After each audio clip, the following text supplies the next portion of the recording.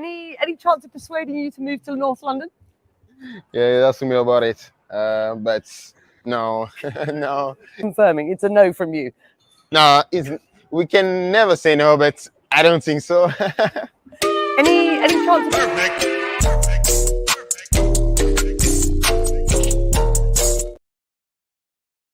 Yo, people, welcome back to the YouTube channel. You already know what time it is. It's time for another stream. Listen, it's an absolute madness. An absolute madness. What is going on these streets?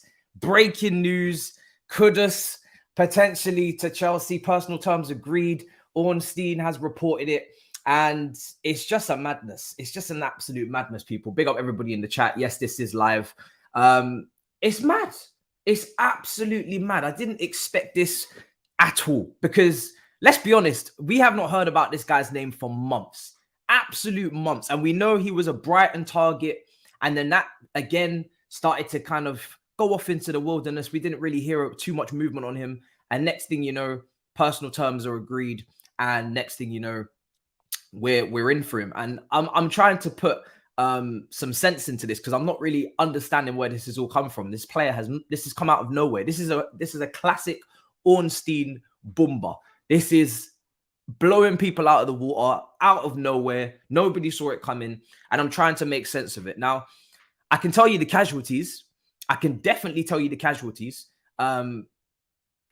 Angelo, first of all, the Brazilian that was chopping it up on the right wing against Wrexham, casualty. Definitely a casualty.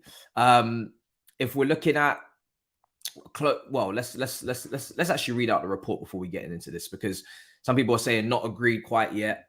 Let's get straight into the report because it's a madness, people. This has come out of absolutely nowhere. I'm shocked, absolutely shocked, and there's even more to talk about, but this is crazy. So agreement is close. An agreement is close, but I'd expect an agreement to get done. Again, I don't know where this has come from. Exclusive dropped. Chelsea have made contact with Ajax to express interest in Mohamed Kudus. No offer yet to Ajax, but dialogue has taken place. 22-year-old attacking midfielder among options Chelsea considering, plus agreement close on personal terms. It's just so random. It's so random. Like, where has this come from? It doesn't make any sense. But this wouldn't come out if personal terms were going to be a problem. So personal terms will get agreed. This is basically the prep to tell you that personal terms are going to get agreed. There was interest from Brighton months ago. That has not moved on. Not sure why. They've obviously gone after other players and, they've signed Pedro and etc. But for us, that's definitely a casualty for Angelo on right wing. He can play in the 10 and he can play right wing for sure. So I'm looking at the casualties here. I'm looking at Angelo. I'm looking at those recent links for Gallagher, and potentially there's been some rumors of maybe him potentially leaving and maybe even wanting to go if he's not going to get any real opportunities. I would again be in favor of cashing in there. And Kudus was on our list. Yes, he was always on our list, but it had gone very quiet. It had gone dead to the point of no one was expecting this. We didn't expect at all for any noise on this player to come out. There was interest in Turkey. If there's an interest in Turkey, then I wouldn't expect movement on Kudus as well. So, listen, he's a very good player. There's no doubt about it. There's talent, a lot of talent there. A lot of people are very excited. For me, listen, I'm a little bit puzzled. Because I did think that we kind of in the winger department were fine, considering the fact that we've got a couple of young players that can fill out that fourth spot. If you're looking for a backup 10, I thought it was going to be we move in on Turkey. I'm looking at injury records. People are talking about injury records. There's a hamstring injury there this season, an illness that I'm not really going to bother about. I'm not interested in that. Fractured rib and an ankle injury the year before. So there's a couple little things here and there. There's definitely a couple of injuries on his roster. Some of them lasting 62, 83 days, a month, a couple times as well. And an even longer injury in 2021 that kept him out for almost 3 months. So listen, that's a bit of a worry. He can definitely cover a couple of positions, and this is going to be the end of the whole the whole attacking situation. There's no need for another attacker if this deal gets closed. But I'm a little bit surprised, and I'm a little bit like, is this necessary? Do we absolutely need this player? In terms of the fact that we've just seen Angelo play quite well, and I thought maybe he stood a chance. We've just seen Ian Matson. I thought he stood a chance. I did see Madueke's injury record before he signed as well, for sure. But he's a very good player. But yeah, I'm a little bit surprised on this one. I'm not gonna lie. Is it necessary? How much is he gonna cost as well? You know, we don't know how much he's gonna cost. There's nothing with Ajax. Yeah, it was Wrexham for sure, but that's the start, and then you give them another opportunity and you see if they can do it again. It's better that they perform against Wrexham than they don't perform at all. But yeah, a little bit surprising. Don't know what the fee's going to be, and yeah, a little bit surprising. Matson is a left back. I know Matson's a left back, but he's also, you can also see the left back position is stacked. So when someone scores 2 goals like that and finishes like that, you have to start considering them for the front three, especially when you look at the players that started at fullback in their careers and moved us to wingers. There's no reason to rule it out for Matson. And I said that in the review. You know, someone that finishes like that, someone that can cross like that, that has the technical ability that he has played out wide in lower leagues before at Charlton and Coventry on sparing occasion. And we've already got 2 left backs, senior left backs in Cucurella and Chilwell, neither of which are going anywhere. And Lewis Hall is also played left back as well. You have to open up the potential for someone to move. I don't know what the fee is going to be. People are saying 40 million in the chat. Don't know where's that fee coming from? Is that from a report? Is that just people just guessing?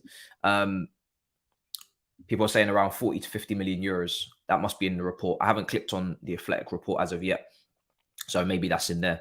But yeah, I'm a little bit like, interesting. Kind of out of nowhere. Is it really a priority? We still need to push on this Caicedo deal. We've seen Zerbi's been talking again. More comments is coming out again from him. So yeah, I've seen apparently he's a Chelsea fan. Every time we're about to sign someone, everybody immediately is ready to and so swiftly can dig up the photos. Suddenly the photos are everywhere. I don't know where these photos come from, but suddenly anybody that's linked to Chelsea, you'll find a photo of them when they were much younger and they've suddenly got a Chelsea shirt on. I don't know where it's coming from. So yeah, people have already found that. We've obviously got Mbappe to talk about later on as well. So there's a lot going on. There's a lot going on. But I'm not really sure why we're moving so aggressively, so quickly on him. I'm not going to lie to you, especially when we haven't seen the rest of the preseason games. I wouldn't say that this position was a priority. The priority is the midfielder in Caicedo. You have to get that one done. And then when we're talking about wingers, again, when we're talking about strikers, when we're talking about centre backs, you have the rest of the preseason to kind of analyze what you have. And, you know, I said it before, I don't really feel like we need a 4th winger. We're not playing that many games and we don't need to purchase a 4th winger. We have potentially young players that I've just mentioned in Angelo and Matson that could do that 4th winger job. But it's a talented player. It would be an exciting player to have on the roster, but I haven't watched him thoroughly enough to be co-signing the deal, that's for sure. I've seen little glimpses here and there, Champions League performances. But like I said, Turkey as well was another one that you'd have to potentially rule that out as well. So there's a lot that's potentially going to the wayside for a move like this. Is the player definitely worth kicking all that to the curb? There's only one way to find out if he actually signs and he starts playing games. But definitely don't expect Turkey if we're signing Kudus. I would be absolutely shocked, discombobulated, amazed, confused, perplexed if we then moved for Turkey whilst getting Kudus. That just doesn't, that's just now just taking it to next levels of craziness. And also, we just spoke about the winger casualties, but Gallagher, like I just mentioned earlier in the stream, Gallagher, if he's moving, then Gallagher, you got to start looking at him as well, like in terms of selling, because again, I'm not really seeing why you need him and you need Kudus and you need Carney and you need potentially Cassidy or Santos. I think Santos is probably out of all of these young midfielders the most likely to stay because he's the one that's played the deepest, and we lack deep midfielders. We lack deep midfielders. People are saying he's. Someone said here he's way better than Cherky. Let me run a poll. Who's better, Kudus or Cherky? Let's run a poll. It's a good time to run it because the deal's not done, so there's not too much bias. Or which one would you prefer? Which player would you prefer? Let's get that question out the door here. Turkey or Kudus? Because I truly believe it's one or the other. One or the other. And to be fair, you know, at least you could say with Turkey, I think, sorry, with Kudus is definitely a lot older, isn't he? I'm not sure who's got more games played, because I know Turkey's been playing since like 16 years old. But Kudus is he 3 years older, is he? How old is he? He's 22. I think Kudus is 22, isn't he? I think he is. Yeah, he's 22. Turned 23 in August. So he's about to turn 23. So he definitely must have more games under his belt. Kudus is apparently injury prone. We did go through that injury record there just a minute ago as well. If you're just coming in, 62% are going with Kudus, 38% are going with Turkey. It's an interesting one. You definitely only get one or the other, in my opinion. I don't know why you get both, and there's definitely going to be some casualties in there. You have to take a look at. I mentioned on All You Can Eat Chelsea kind of this 5-way fight, right? And it was between Ian Maatsen and Angelo, I think, for potentially that final winger spot. If Maatsen's gonna keep playing out wide, and if you look at the open training sessions as well, Maatsen's been playing out wide because there really is no space at left back. Unless we're selling Cucurella or we're selling Chilwell, there isn't really any point in trying to use Maatsen at left back because we're not going to need 3 left backs. So Maatsen at this point is going down as a left winger. Somebody as kindly who's been to the open training session in the US, I think it was yesterday, for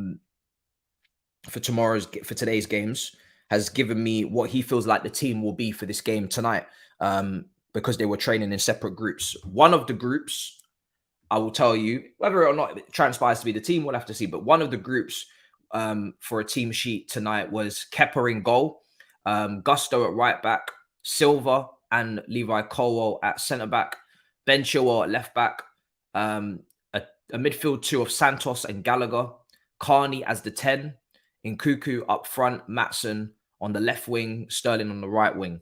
That was one of the training groups on the US open training session there yesterday. So Maatsen was again at left mid, which wouldn't surprise me. So Colwell is definitely starting. So that's one thing on that lineup that's correct. That's been confirmed. So, you know, you'll have to take a look. You'll have to take a look on whether or not that happens. Secret Scouts confirmed that Levi Colwell is starting tonight. So that's good to see. He's very good in front of goal. I haven't even taken a look at his statistics. I did go through. You know what? Again, by the way, I just want to say it's not like Viagra. I was cussing out the signing of Viagra. I like Kudus. So I think I mentioned Kudus in January actually on a video.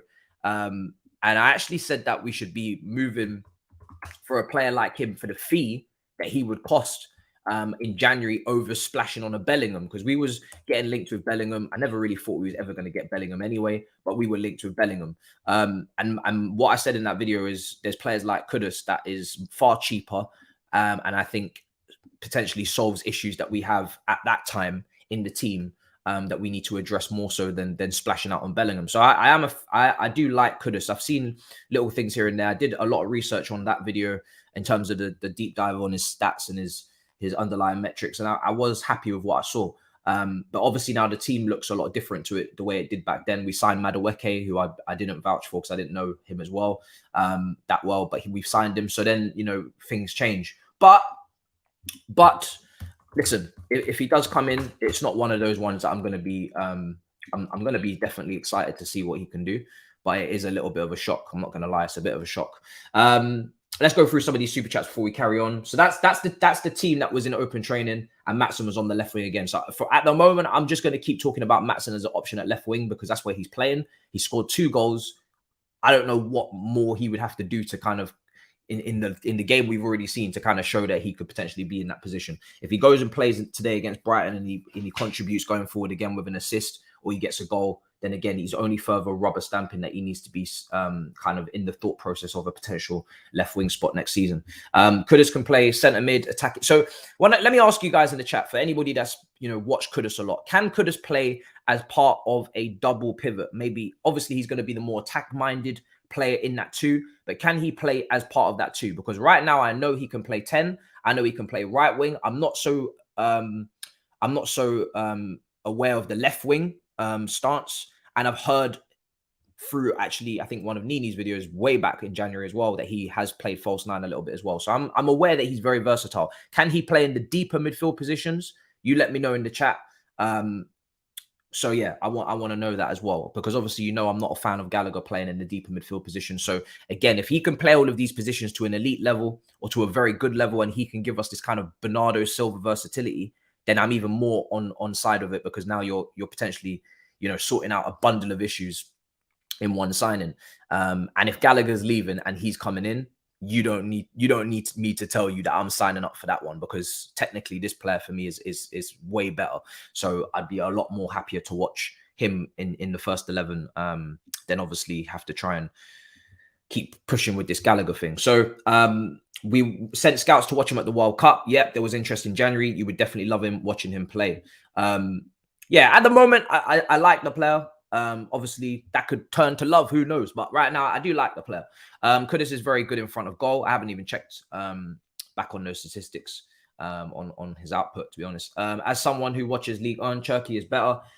He's like a young Nasri. He is sometimes selfish with the ball, and he won't run back to defend. Yeah, we definitely spoke about Cherki's weaknesses in terms of off the ball. This guy is a non-entity in terms of tackles, interceptions, even any sort of pressing. And a lot of the questions, the only questions on Cherki really, because it's not technical, it's all about work rate and his defensive contribution, is would Poch want to have a player like that in the system who is a bit of a free roamer and a freelancer? When we're looking at Kudus's metrics, I'm going back onto it again, just quickly glossing over his percentiles. Defensively, it can't be as bad as Cherki. Cherki's percentiles for defensive contribution were absolutely almost in the net negatives. Like, he basically was looking at minuses, this guy. That's how bad he was defensively. He's just not trying to do anything defensively whatsoever. I don't think it can get lower than what I saw for Cherki. It's nowhere near like that for Kudus. It's kind of just, you know, decent average kind of numbers that we're looking at. Pass completion is really strong. Take-ons is extremely strong. It looks like in terms of taking on players, we're still looking at more people that can do that, because Cherki's was extremely strong in this regard as well. Again, this is something that Gallagher does not kind of excel in. And in my opinion, and I keep saying it, I know people are starting to warm up to him. There's been a lot of propaganda over the last couple of days. He's done his hair back and put it in a bun. And, you know what I mean? Things are starting to look up, and he scored a goal. But for me, if you're playing in the half spaces for a team that dominate possession against low blocks on a tight Stamford Bridge pitch, I need you to be able to receive the ball in tight spaces and be able to get past people. That is just mandatory. I'm sorry. All of this one-touch play, drifting into space off the ball, I hear it. But a lot of other players can do that. That also come with the first touch, that come with the dribbling ability, that come with the capacity to receive in tight spaces and continue the play.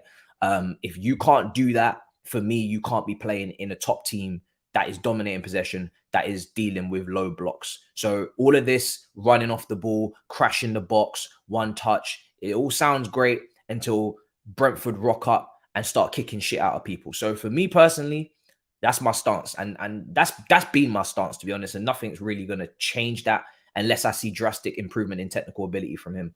And the same applies to the double pivot. You got to be press resistant. You got to be able to receive the ball. And again, this is something that I would worry about with the turnovers of him. So it's looking like statistically Kudus is far better in this regard. But yeah, you know, you'd want to see it as well in a Chelsea shirt. But it looks like as if in this regard, he's far more accomplished. So yeah, I have very few opinions that I don't really waver on. Lukaku getting out of my club is one of them. And that I just said on the attacking midfielders is another one. It's just a preference as well. I would prefer my team to be able to have players that can handle that, because I keep saying, if you're a top team, you don't trade off. You have players that can do both. You have the work rate, you have the willingness to on the other side of the ball, you actually, you know, try to cut out passes and make interceptions, etc. But when you receive the ball, you can still turn it on. I think if you're compromising on one of these two things, then you know you're going to find limitations in your team at some point. So cool. That's a great perspective there, because on the poll, Cherki's getting dealt with on the poll. Actually, no, it's getting a bit closer. It's getting a little bit closer. You may have persuaded some people, my friend. 56% is going with Kudus, 43% is going with Cherki. So Cherki's pulling it back. He's pulling it back. He has played as a double pivot with Partey before in the Ghana team. I remember actually watching him in the World Cup, and I was very impressed actually. Now that I'm thinking back to the World Cup, I was actually quite enjoying some of his performances. He can play all advanced roles, plus he has experience. Kudus over Cherki, I prefer Kudus.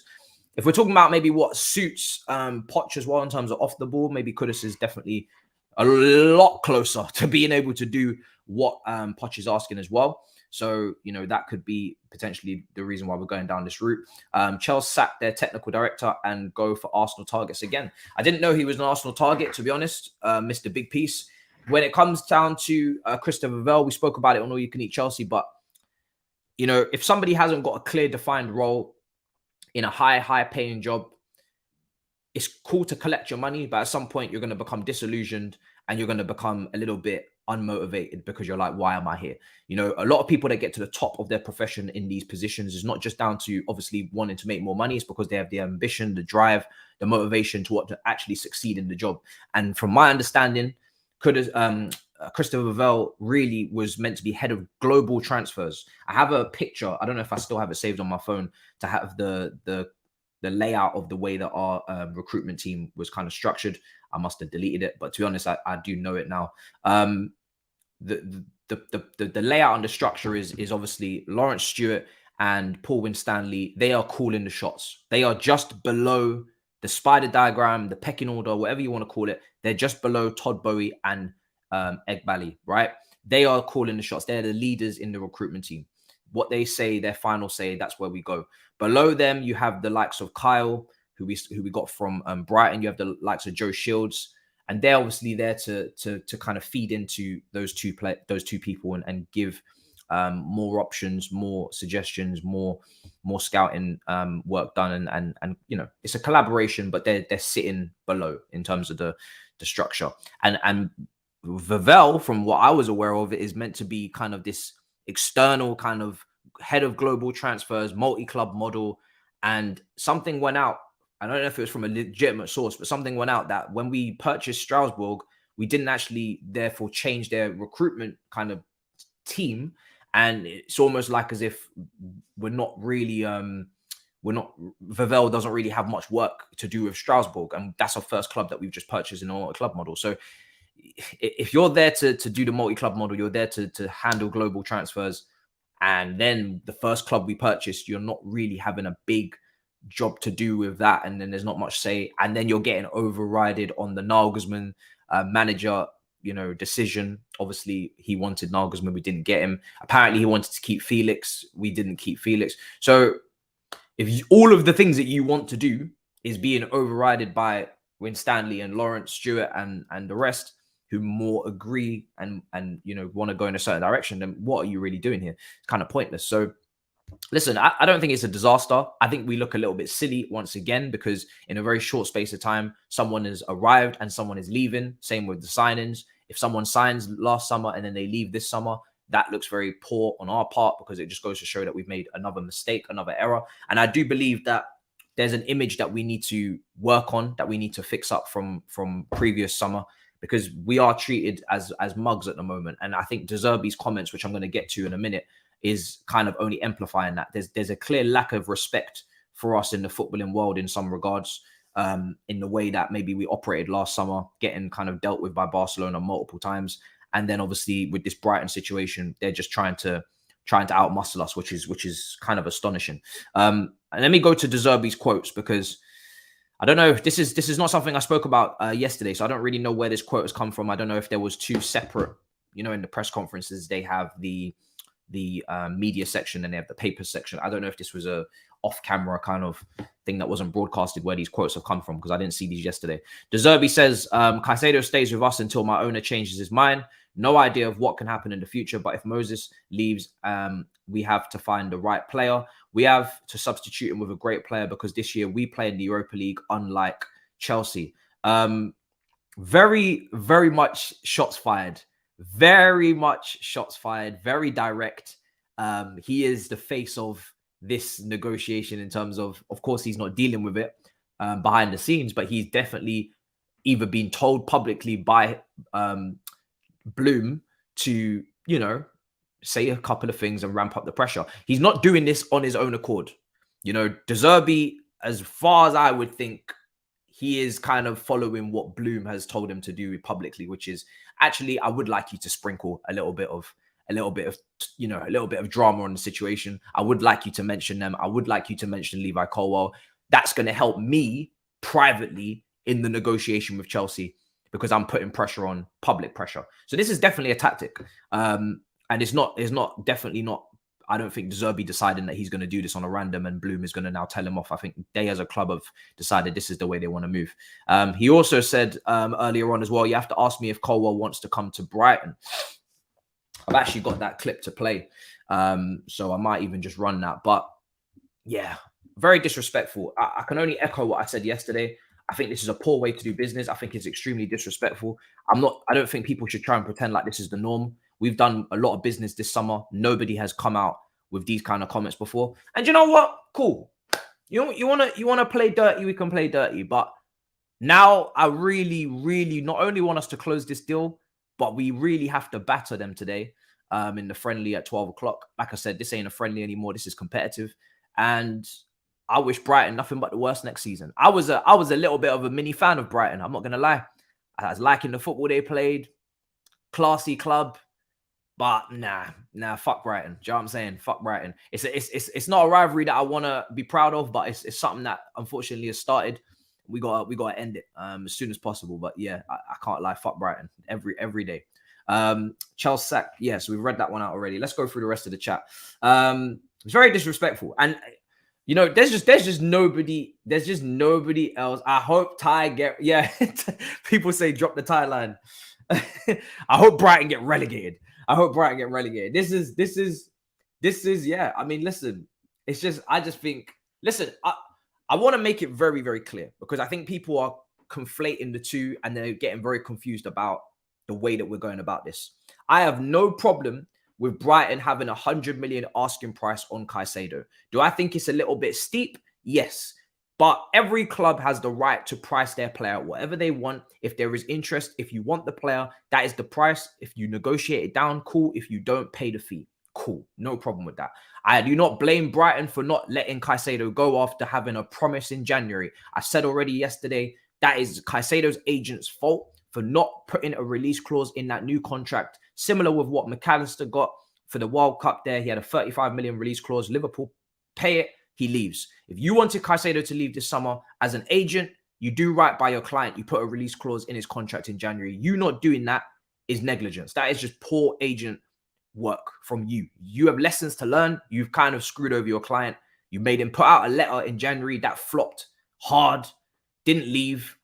Then you sign a new contract. The wages are not even that crazy. You know, I think it's like 60K. It's a big jump up from what he was making, I think 15 before. And you don't put a release clause in. That's your L. You have no control. Much like when I said PSG, who we're going to get to in a minute with Mbappe, PSG are trying to pretend and have this fake control over Mbappe situation that they have no control over whatsoever. And they are at mercy to Mbappe and Real Madrid.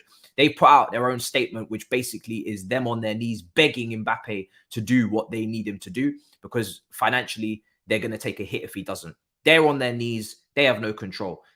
Brighton have all the control. Caicedo has no control here. As far as I'm aware, his contract is extremely long. And if they wanted to keep him for the next 2 years, they could do that.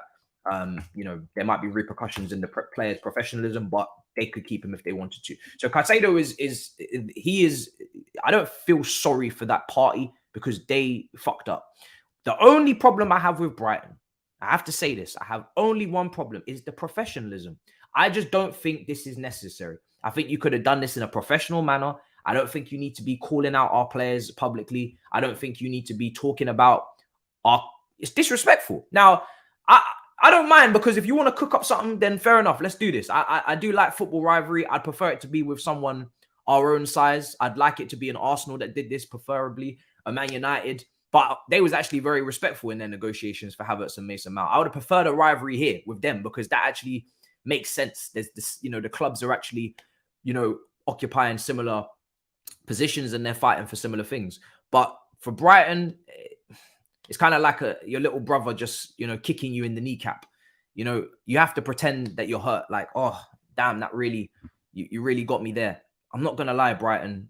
We know what's going to happen in the next couple of years. We know where you're going. We know where we're going. It's not an arrogance thing. It's just facts. Do you know what I mean? There's a shelf life and a certain capacity that you can get to, and there's a certain shelf life for us and a capacity we can get to. You had a great season last year. I enjoyed Brighton last season. I was watching their games. I was loving it.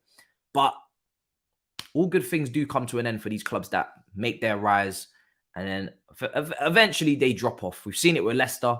We saw it with West Ham in the Premier League this season after back-to-back Europa League qualifications via the league.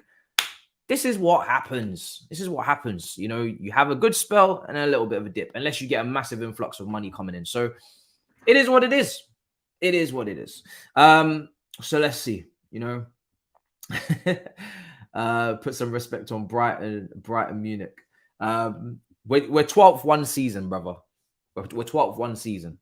You know, if the standing of clubs was based on one season, then you know, what would we be saying for Arsenal in back-to-back 8th place finishes? What would we have said? We didn't say you weren't a big club anymore, did we? Because we're not stupid. So, you know, it's just the facts of the matter. It's just the facts of the matter. Lee can't have his cheese. I don't know what's that all about. Let's see. Yeah, let's go with the clip though. We've got quite a few. Yeah, let me go with this clip. Let's go with this clip. So this is straight out De Zerbi's mouth. And funnily enough, with De Zerbi, I want to see. I mean, fair play to him. I think he was quite loyal in the end to Brighton because there was interest from other clubs. But yeah, when this all ends, it's gonna be a thing of beauty. I can't lie. All right, let's see what we're working with here. You have to ask me if Colwill wants to come in Brighton or not, because you are asking me only about Caicedo if he wants to. Yeah. Yes. Yeah. Does he want to come? I don't know. But there are two questions, not only Caicedo.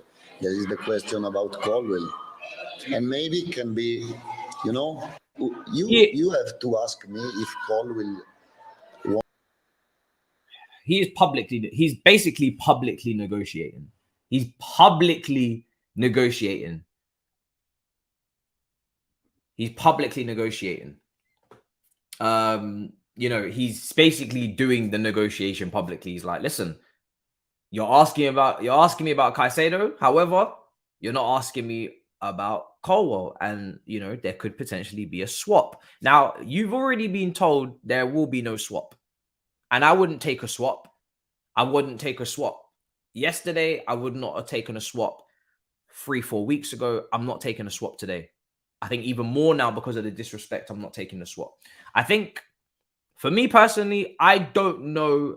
Obviously, we can't report them yet because, of course, now we want Caicedo. So, you know, if you want to get Caicedo, it would be very foolish for you to report Brighton to the FA for tapping up our players. However, once we do, if we do sign Caicedo, I hope the very next day after we have signed the signature and he has become officially a Chelsea player and he's in our training kit and he's at our facilities, I hope the very next day we report Brighton for tapping up Levi Colwill and tapping up our player, because that's exactly what they're doing.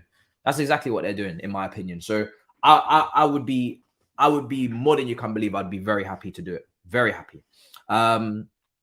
So it's crazy. This amount of respect from a small team like Brighton is unwarranted. I say we move on from Caicedo and find a cheaper, well-scouted alternative. We could do that. We could do that. But the amount of time we've wasted to not get the deal done now would be kind of annoying as well, I think. I don't know what the alternatives are. I don't know what the alternatives are, but I don't. Until I see them, I'd rather just go and get the player that I really rate very, very highly. So people keep mentioning Tchouaméni. It's just not going to happen. Unless no, it's just not going to happen. Let's not even unless nothing. Let's not unless anything. It's not happening. I'd rather just say that it's not happening. So yeah, that's it on Kudus. That's it on the Brighton situation. We play them tonight. I will be doing a double watch along for both these games, Man United versus Arsenal, and also obviously the Brighton versus Chelsea one at 12 o'clock. I just thought to myself, I may as well. I don't want to be starting the watch along an hour before kickoff like I usually do, and the other game's still going on, because I'd actually be rather just, I may as well just be watching that. So that's how that's going. I'm just quickly checking to see if there's any more updates. We know we're going to Mbappe next. That's for sure. There is apparently interest from us. We'll talk about it, because let's be honest, I don't really know where we're going with that, but yeah, I'm pretty sure the player is set on Real Madrid only. So for the latest from Fabrizio, let's see, is this? Yes, I just had to check. There was a tick on that. More on Mbappe. PSG have not made any decision yet on Champions League team lineups and won't until the nearer the time. Any squad selection will comply with regulations and not single out any player for anything other than sporting reasons. It will be discussed in August, not now. I don't know PSG if they're really as strong on the position that they are saying. There's one thing to try and force Mbappe out of the club, which is, again, you better ask nicely, because you really don't have any control. There's another thing to leave him out of your team selections next season when he's still contractually at your club, because Mbappe is the crown jewel. He is the main centerpiece of PSG.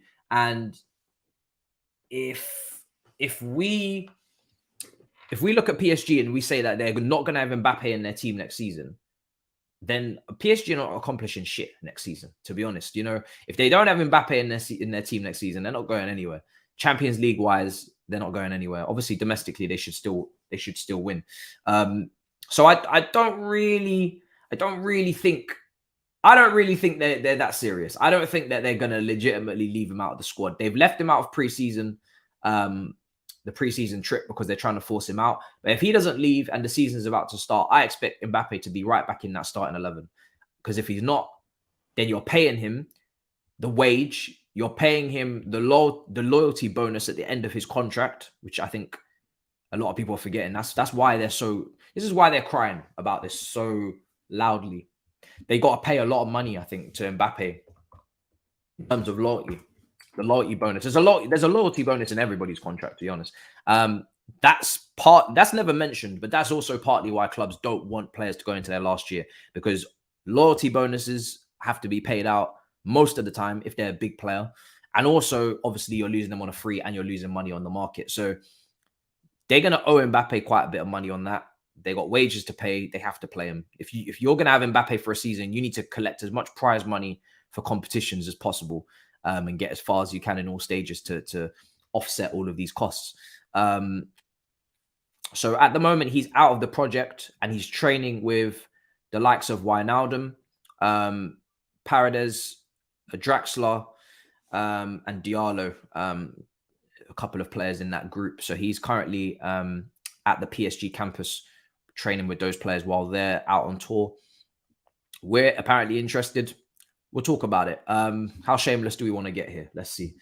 Let's see what else is going on here. Big up everybody in the building. Smash up the likes if you haven't already. Buy Tchouaméni to help Madrid fund Mbappe. So I was trying to push that in a obviously comedic way a couple of weeks ago, but then a lot of Real Madrid fans were quick to tell me that they don't need to sell Tchouaméni to finance Mbappe.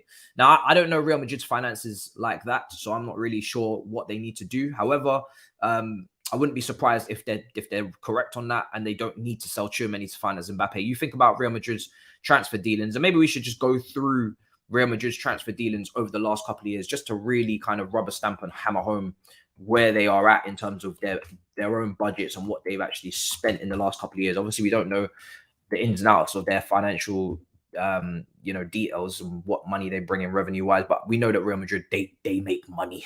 Yeah. They make money. They're not broke. Yeah, they make money. Now, this season, they spent 103 million euros on Jude Bellingham. Just going off transfer market. If these figures are a little bit off, then so be it. Gula as well from Fenerbahce. If I butchered him, apologies. 20 million euros on that. That player as well, who looks like he's going to have a heavy involvement in the team next season, only 18 years old. I've seen rumors of Jude Bellingham playing as a false nine. I don't know if that's just them publicly trying to put out feelers that they're not going to go above and beyond for Mbappe because they have an internal solution. That is not a solution. If Bellingham is playing as a striker next season, I, as a football fan, will be so disappointed because I'm actually looking forward to seeing him. Now that he's not going to Liverpool, I'm actually happy for Bellingham, actually, to be honest, and I'm actually quite excited for him. I've kind of put the beef at Stamford Bridge to the side of last season where he's trying to box our players on the pitch, and I'm actually quite. He's a young English talent at Real Madrid at 20. You can't not be buzzing for him, really. I'm quite excited for him, but if he's playing as a striker, my excitement is killed a lot by Ancelotti there. I think it's a bluff. I think they know they need a striker. Joselu on loan from Espanyol for 500,000 as a 33-year-old, by the way, is not the solution. Jude Bellingham as a false 9 is not the solution. And yeah, Fran Garcia for 5 million at left back from Rio Vallecano is also in the team as well. They haven't brought in any money. Benzema's left on a free. Asensio left on a free. Hazard was released. And Diaz also, I think, released. So in terms of spending this summer, it's actually been quite a lot, I guess you could say, for Real Madrid on a net spend. Last summer, they actually brought in quite a lot of money. Obviously, Casemiro was sold for 70 million euros. They also sold another player to Getafe for 10 million euros. They sold Kubo to Real Sociedad for 6.5 million euros. And a couple of other players amounting to around about 5 million euros as well. They made about just under 100 million euros last summer. And they spent 80 million euros. And that was all on Tchouaméni. Now, I thought it was 100 million euros, but I think it may be 80 million euros fixed fee on that financial year and maybe 20 million in add-ons, because I do remember 100 million euro price tag on Tchouaméni going around. So maybe it's add-ons and installments or whatever. So they actually made a profit. Long story short, they made a profit the summer before last summer. They made a profit. Then the summer before that, they only spent 31 million euros on Camavinga, and they made a profit again by selling Varane to Manchester United, Odegaard to Arsenal, amounting to just under 80 million euros. So again, 2 summers on a trot, Real Madrid are making profit in terms of sales. And this is not even taking into account the competition performances, winning Champions Leagues, and, you know, etc., revenue, all that kind of stuff. So they're doing well. The summer before that, I'm seeing that they spent 0. In the 2020 season, 21 summer, Real Madrid, according to Transfer Market, spent no money. Hakimi came back from a loan. Odegaard came back from a loan. Reguilon came back from a loan. Kubo came back from a loan. And then they made a profit of around about 100 million euros again, selling Hakimi to Inter Milan. That was a big transfer. Selling Reguilon to Tottenham.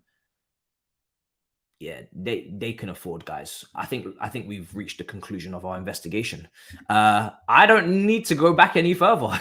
They can afford Mbappe, I think, without spending a penny. We have to go all the way back to the summer of 2019-20 when they spent 150 million euros on Hazard, 63 million euros on Luka Jovic from Frankfurt. You guys remember all of this. Militao, because we were interested. Militao from Porto, 50 million euros. Mendy from Lyon, 48 million euros. Rodrigo, 45 million euros from Santos. And another young, talented kid, I'm not sure what's happened to him, as well, for 30 million euros from Flamengo. And they made, do you know what? No. Guys, they got money. They spent 355 million euros that summer. Yeah, with what I just named out. They spent a lot of money. But they also brought in over 130 million euros by selling Mateo Kovacic, Marcos Llorente to their rivals, Atletico Madrid. Theo Hernandez also left as well. Thomas left as well. And Keylor Navas. So, yeah. The investigation is complete. They got the money, guys. Yeah, they've been making profit for a while now. They got the money. So, Mbappe is not going to cost a lot. People are saying I'm lying. I'm just reading out the statistics. Not the statistics. I'm just reading out the fees. Yeah, they made a lot of money. They made a lot of money. I think Mbappe is not going to cost a lot either. So this kind of also rubbishes the narrative of them having to sell Tchouaméni, because it looks like PSG are willing to sell Mbappe for about 100 million euros. That was the latest report, which is 80 million pounds, 85 million pounds. They can afford to spend 85 million pounds on Mbappe. So yeah, conversation, unfortunately, over on that. So that was just to rule out Tchouaméni being sold. That won't be happening. So yeah, that ain't gonna happen. The business is businessing. Let's see what else people are saying in the comments. I just wanted to rubbish that one, and also for myself, because I needed that. I needed to just have closure on the fact that there is no Tchouaméni. Who told you bad man don't dance? Thank you. Great super chat. You're not taking salaries into account. Yeah, bro, the salaries will be going all over, back and forth. Big players are leaving on big salaries. Big players coming in on salaries. Listen, I ain't got time to go through salaries, but trust me, they can afford 85 million on Mbappe after going through that. They'll be fine. But yeah, wage bills are important on FFP for La Liga. Listen, I ain't got time to go through that, but I would be surprised if they can't afford. I'd be surprised if they can't afford. If they can't on wages, then you know somebody else will have to go through all of that. But yeah, for me, just going off the spend alone, that looks pretty strong. It looks pretty strong. But yeah, La Liga got their own rules. So, but in the power of being shameless, in the spirit of being shameless, and it would be wrong if I wasn't, I'd like to formally propose a proposition to Kylian Mbappe live on this channel. Bear with me, I have prepared. I have prepared for Kylian. Now, you guys would have seen the Chelsea shirt, Kylian wearing a Chelsea shirt when he was a lot younger. That leads me to believe that he has some sort of Cobham roots, some sort of Croydon background potentially as well. I think he grew up in London personally, and I think there is something to that. I think there could be some sort of Cobham connection, and I do believe that he is a Chelsea fan. Obviously, we just watched the video of him not wanting to join Arsenal. I don't think he needed to make that clear, but it's good that he did. Because we are obviously the biggest team in London. And I think, you know, it's good for Turkish and for Robbie to know that he is not interested in joining Arsenal. And there was a bit of a cheeky laugh. I wouldn't say it's disrespectful. I think it's just reality, you know. We may be down in the dumps right now, but, you know, if you're coming to one of the two clubs, you know, we do have a new little French revolution going on, which I'd like to propose to him as well. Because, you know, gone are the days of Arsene Wenger. And the French contingency at Arsenal, that is now what we're trying to do. So I just want to play that clip again, just to kind of rule out that saga in the most respectful way possible. I think it's just important for Arsenal to kind of back off here while the big boys talk. So we just want to just confirm that again. Any chance of persuading you to move to North London? Yeah, that's me about it. But no, no. Confirming, it's a no from you. No, we can never say no, but I don't think so. Any chance of... Yeah. Okay, so that's dealt with, right? Now, if we're talking about French connection, Kylian, we do have quite a few French players. We have Badiashile, we have Wesley Fofana, we have Nkunku, we have you know, we have quite a few French players. So take that into consideration, because obviously you're French speaking, you'd want to have friends. I don't know why Toby's here with his dead club. Okay, you're not involved in this conversation. But we have a few, and exactly, we have Malo Gusto as well. So, and that's not to discount the fact that we have quite a few French speakers in the team. I believe Trevor Chalobah knows French, speaks French very well after his loan in Lorient, and you know, we have a few French speakers as well in the team. So I'm aware of the fact that Nkunku is one of your friends. So you shouldn't ever turn back. You shouldn't ever turn your back on a friend. That's the first thing. Some loyalty would be in order. I think when we announced Nkunku as well, there was a picture of Mbappe and Nkunku in PSG shirts as part of the promotion. So, you know, we are already aware of that connection as well. Jackson, apparently, and also Thiago Silva, exactly, former PSG player. So a lot of players that are French speaking in this team. So your friendships, chemistries, understandings, link up. We know what we're trying to do in regards to that systematically, and also you know, that chemistry could help you on the global stage at the World Cup. We obviously know that you lost the final. Potentially, you had a halftime team talk. The players weren't playing. But, you know, like I said, we're building a bit of a French Revolution here, so we understand.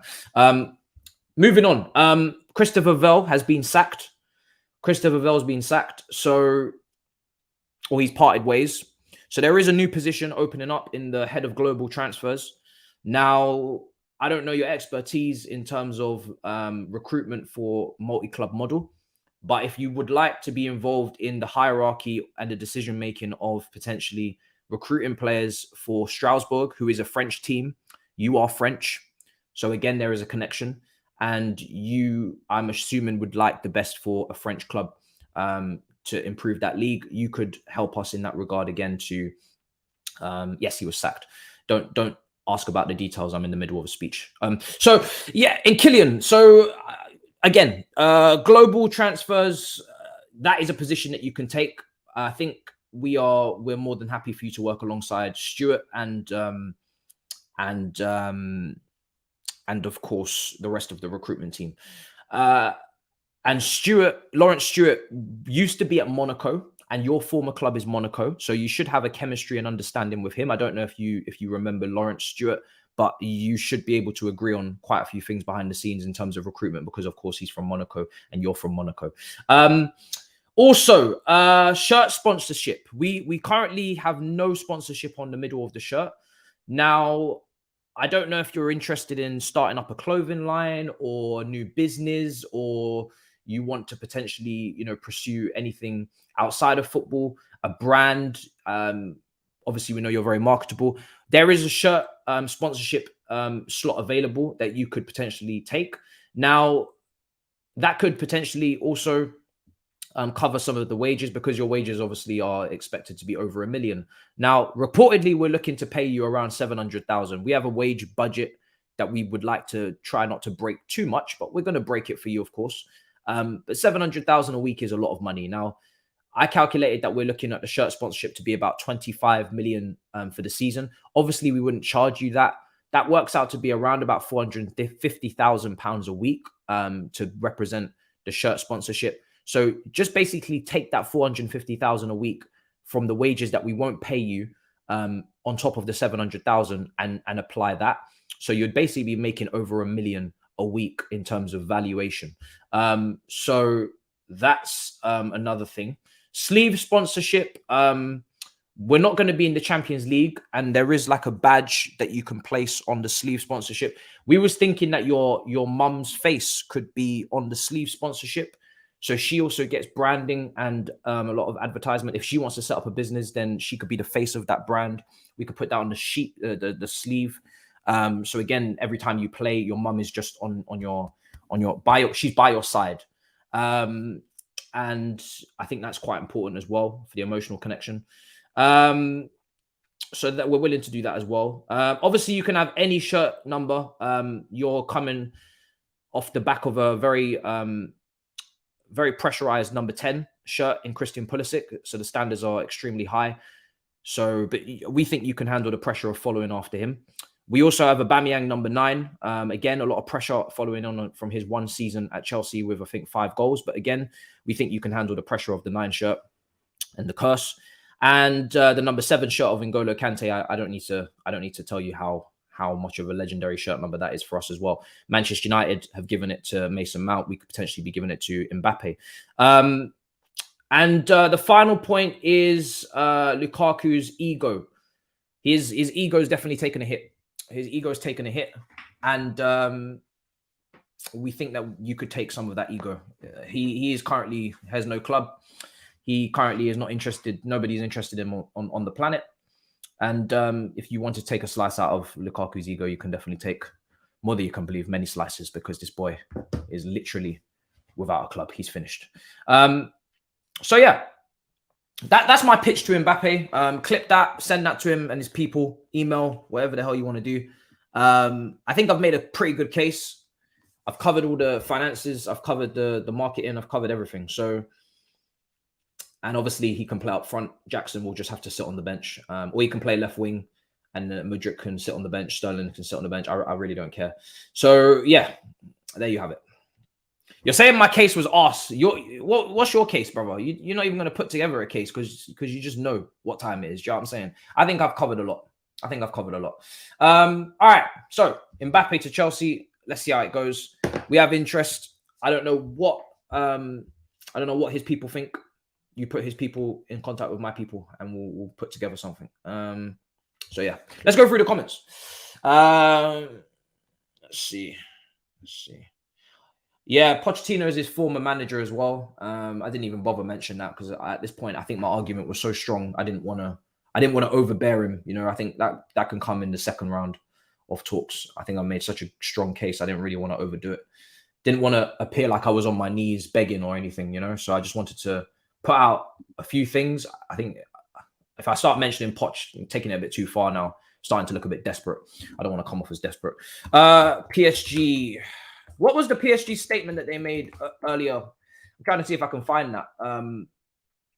Obviously, they're saying that he's for sale. That started from like last night. I'm just trying to find that statement. There was a big statement that PSG, if anybody can link it to me, let me know. I'm trying to see if I can find it. And this statement was something crazy. I couldn't believe what I was reading. Honestly, if anyone wants to even copy and paste it and put it in the chat, go for it. And we'll just put it up on screen. Madness. Let's see. Did you talk to Mbappe's brother? We have a history of signing brothers. Again, I didn't want to come across desperate, so I didn't even mention that. But we have a history of signing brothers. We signed both the Hazard brothers, all three of the Hazard brothers. So again, obviously, if we're signing Mbappe, we are more than happy to sign his brother as well, and make it a 2-for-1 deal. Just if he wants to have family around again. So, you know, we've done that before. I think that comes as an automatic. In terms of PSG, if you need a striker, I've got somebody just for you. Romelu Lukaku is available.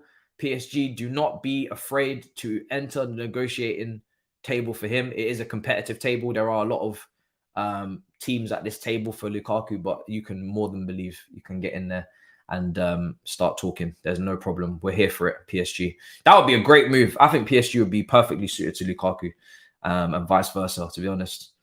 Systematically. Who is their manager? Who's PSG's manager, people? What formation do they play? Got a new manager. Oh, Luis Enrique. I keep forgetting he's gone there.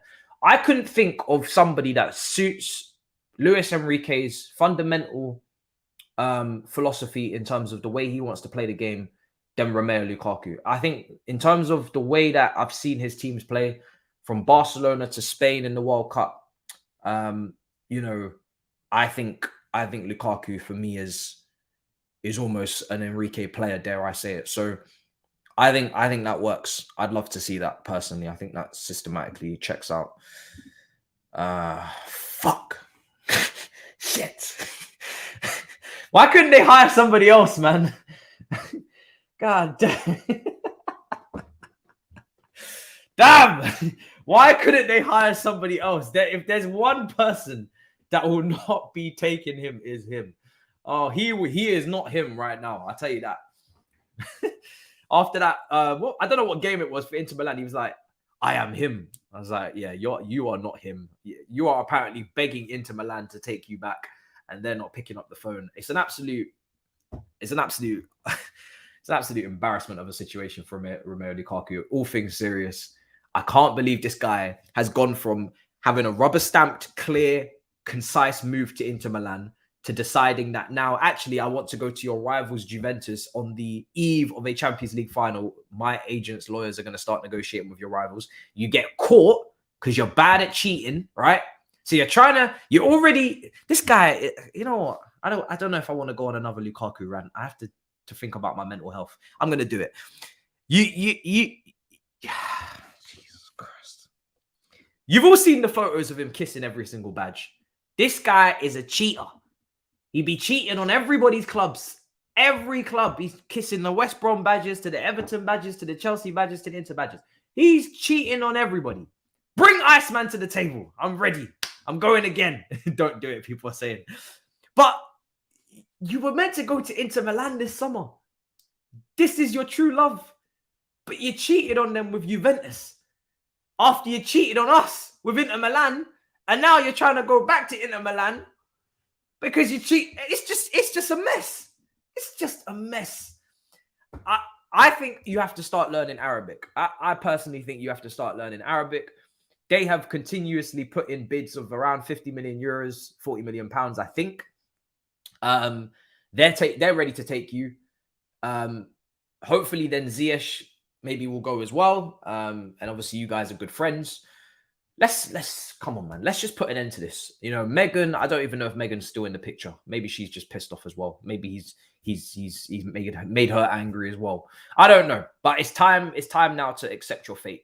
Inter Milan don't want you. Juventus have walked away. PSG and Enrique have decided that you're not tactically to their liking as much as I was very convincing about 5 minutes ago. We as sure hell are not keeping you because we're getting Mbappe now. So you need to go to Saudi. You just need to go to Saudi, or maybe even take a look at the American market as well. But you know, you gotta do something. You've got to do something fast. And the reason why I say this, I'm looking out for you. The Euros is next summer, Belgium. It would be a mighty shame if you were not playing consistently at the top level or at any level before the World Cup. Sorry, before the Euros, because we all know what you look like when you're not match fit and you're not match sharp, because we saw the performance on the last group stage game in the World Cup for Belgium. When you're not quite sharp and you're a little bit rusty, it doesn't work out very well for you. So you need to make sure that you get your ass in gear here and get some game time, because the Euros is coming up. And from what I'm aware, that Belgium team is on its last legs in terms of the golden generation. So if they're going to win something, they better do it next summer, because otherwise it's lights out for everybody. Lights out for De Bruyne, lights out for Lukaku, lights out for all of you lot. So, you know, just bear that in mind. You know, don't forget that. Very important information. I've spoken about Mbappe at length. I've put together a plead. There's not really much more I can do on the Mbappe front. I think I've put in a lot of work on this deal already. Definitely put in more work than anybody else outside of Perez, who's obviously, you know, leading the race. So I haven't really got much more to say on Mbappe. Unless somebody has that statement for me, I don't know where it is. I saw it earlier today. Now it's disappeared. The timeline is just flooded with so much kind of news and quotes and just stuff going on. So I cannot even find for a second the statement. And can I just say that the statement was really, it was sad. I've never seen a club that's meant to be of such size, you know, on their knees like that. You know, imagine being on your knees for Mbappe. Absolutely embarrassing, especially for PSG. So yeah, I think you know, in that regard, yeah, I think there's work to be done. There's work to be done for PSG. Like I said, they're not in control of the situation. There's nothing they can really do. They have to just hold that. I'm going to set up the watch along for tonight. It's going to start at 9. We're going to be wrapping up. There's not really much more to say. We've covered everything. I have to make a couple of tweaks because apparently personal terms are not agreed. I don't want to be clickbait, but it's going to get agreed. If they're talking in the first place and Ornstein's reporting it, it's going to get agreed. Like I said, for Kudus, a little bit surprised, a little bit shocked, but I do like the player. I'm worried about the injuries, as always, as everybody should be, because we just had the Fofana situation materialize. So if you're not looking at injury records when you're signing players, I don't know what you're doing, to be honest. You know, we've already been bit pretty bad on this front now. So you'd think lessons are going to be learned, but who knows? But yeah, we'll have to see what happens if that gets done. And if it does, then you can definitely say that we've got quite a lot of quality, strength, and depth now in the attacking areas of the pitch. And I think for me personally, if Kudus is signed, close the attacking window, please. I don't need a striker. I don't need any more wingers. I don't need any more 10s. You actually need to sell Gallagher. You need to sell that player there, and you need to loan out Angelo. And you need to loan out potentially someone else, maybe, who knows. But you need to, you know, if you're going to sign Kudus, you got to loan out Angelo. Angelo's not going to be part of it, which was, I don't know. I wanted to see Angelo had a real opportunity to potentially get his chance. I thought his performance was promising against Wrexham. Obviously, there's a lot more to do. But I don't know. I followed him on Instagram. I followed his Instagram now. I saw a picture of Neymar. I started to think maybe we might be cooking here. I don't know. He came from Santos. I'm sure there's a song in there. I don't know. I feel like it's a bit of a shame for him, but it is what it is. Maybe he'll just have to go to Strasbourg. All right, let's go through the super chats actually quickly before we wrap up. Who told you? We already read that one out. I don't even know what the context of that was. Shameless. That was about Spurs, not Arsenal. Fake news. Okay. It's too late now. Jackson.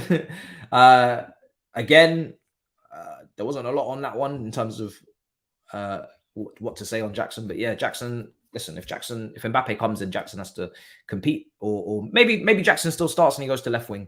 That's Pochettino and Mbappe to discuss. Why are we buying a 10 when we need a 9? Goalkeeper, DM, why? So again, Jackson was quite promising. A lot of people do want actually me to speak on Jackson. Same kind of demands run, or you can eat Chelsea as well. Jackson was very, very promising in that Wrexham game. Everybody was. But obviously there's levels to this. So we need to see him again against Brighton. He is not in the starting 11 to my knowledge of what I was given from obviously the open training session of the team. That could still be changed, doesn't mean it's at the actual team. But if you want the team that is predicted from the open training session in terms of they were split into groups, it was Kepa, it was Gusto, Silva, Levi Colwell, Chilwell, Santos, Gallagher, Carney, Sterling, Nkuku, and Ian Maatson. So that was the front three: Sterling on the right, Nkuku, and Maatson on the left, Carney in the 10, your double pivot and back four goalkeeper as you were. So that was the open training session group. Now, because Colwell is starting, if that is the group, then he's already in there. And then obviously the rest of it materializes the way it does. But ideally, I'd like to see obviously Jackson up front with Nkuku just behind. If Nkuku's actually going to be a striker, which, to my knowledge, he was meant to be just behind the striker. If he is going to be a striker in this team next season, then we have in that team, it's Nkuku up front. We have Nkuku up front. We have Jackson up front if they're not going to play together. And we have Amando Broja to come back. If that's the situation, then we definitely have enough strikers. And at the moment, we've only seen Nkuku. Now, up front. Now, Pochettino, I think, alluded to the fact that he only has Jackson and Nkuku that can play up front because Broja is injured. So he's using Nkuku up front to share out the minutes and the fitness. So maybe... And what I'd expect still is that Nkuku will drop behind Jackson and play in that 4-2-3-1 in the 10. And Broja will be competing alongside Jackson. If Nkuku is the striker, then we really don't need a striker because now we've got 3 players for one position. That's not a problem. And now you're looking at Kudus starting in the 10 when we sign him, potentially if we sign him. Then you've got Carney as a backup.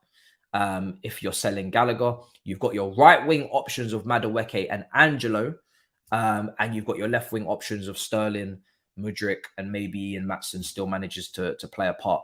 Kudus can play striker. That's what people have been saying as well. He can play as a false 9. So if that is the case, I have not watched him too much at false 9. I'm more used to him playing as a 10 or as a right winger. And obviously, like you mentioned, for Ghana at the World Cup, he played also in a 2. I'm not really remembering as much, but yeah, I think fair enough on that. If he can play as a false 9 or as a striker, then again, you flip it and you put Nkuku in the 10 and you put Kudus up front. If that works, I'm not sure. And then next thing you know, you have another solution to a striker. So if we're signing Kudus, for me, that's it on the attackers. If you wanted another striker, then sign a damn striker and don't sign another 10, whatever. But that's enough attackers now. So you've got Caicedo to get done. And then from there, I think we're pretty much looking like we might wrap it up. So yeah, that's the situation, guys. Those are the alternatives, the options in terms of positions, flexibility of these players. If Kudus can really play this false 9, like a lot of people are saying, and he's going to potentially drop deep, which is what we saw Jackson do in the first half against Wrexham, and Nkuku maybe go beyond, running in behind, as we saw him going in behind for the Cassidy assist, and it's going to kind of work like that as a front 2, and they feel like that's a better link up between Kudus, who's also going to be cutting in on his left foot, gives a little bit of variety to obviously Jackson, who's right-footed, and Nkunku right-footed, Broya right-footed, Sterling, Mudryk all right-footed. You've only really got Madueke and Angelo as your left-footed players. You've also got Kudus then coming out as a potential false 9, 10, whatever, you know, which they probably just interchange. You've got a bit of a left footer and a right footer. You're getting a little bit of a dynamic there. So better off the ball. Different dynamic being left-footed, but obviously Cherky's both-footed, so it doesn't really even count too much. And potentially can play striker. I don't know if Cherky can play striker, but I think probably not. So, yeah. Looks promising. Looks interesting. We'll see if it goes through, and then we'll talk tactically about it more. If he actually signs, then I'll just do a tactical video going through all of that and the different variations of how he could line up for us. But at this moment, we just have to just wait to see if it gets done. But like I said, if it does get done, then there's no need for any more attackers. And maybe you might be able to squeeze everybody in. I'm starting to get a little bit disappointed that we don't have Champions League football purely because of the amount of players that I actually want to see playing for us. I don't want to let Lewis Hall go, but we might have to because he's not going to get game time. All of these things, you know, when you don't have European football, even less minutes to go around, probably going to have to loan out a few of these players that we like. So keep all of that in mind. We will continue this chat at 9 o'clock. No reason why not to. Make sure you subscribe, smash up the likes. I'm going to redirect you to the watch along, which is starting at 9 o'clock. Don't business with the lack of thumbnail. I'm making it. It will go up. It will look proper. But yeah, Arsenal versus Man United, watch along starting at 9 o'clock, followed by Chelsea versus Brighton, 12 o'clock. And we here for a double header. And then I'll do a review video for tomorrow morning. I was going to do a video today, but you know what? At this point, I'm glad I didn't because there's just too much stuff going on. I would have just had to re-record about 10 times. So that answers your question on why we didn't get a 9 if Kudus could potentially play up front. Quickly, last few super chats. Juju will be watching Arsenal closely. We're cooking. It looks like we're starting that back and forth again this season. I'm loving it. Big up to you. Mad's one of the best Chelsea YouTubers out there. Keep it up. Much appreciated, brother. Yeah, like I said, this was going to be a video on Mbappe, but listen, when this Kudus stuff dropped, I said, you know what? I've had enough of this re-recording shit. I'm moving on with my life. We're doing a live. We'll be back at 9, and then we put out a video tomorrow for the review. Why are you starting a 3-hour watch along before the game, broski? So Arsenal versus Man United kicks off at 10 o'clock UK time, 10 o'clock PM. I'll be starting from 9 hours before lineups, build up, all that kind of stuff. More talk about all of this kind of stuff. Anything else happens, we'll talk about it then. And then the game for Chelsea Brighton starts at 12. So I'm doing both games. We're watching both games, double watch along, long watch along. We're going to move mad back for the new season. This is what we're on. So that is why we're starting early. So yeah, and you know, usually I don't watch the ops, but they're facing each other. And I just can't help myself, man. I need to see what's going on. All right. Smash up the like, subscribe. In a bit, people. Peace. Perfect.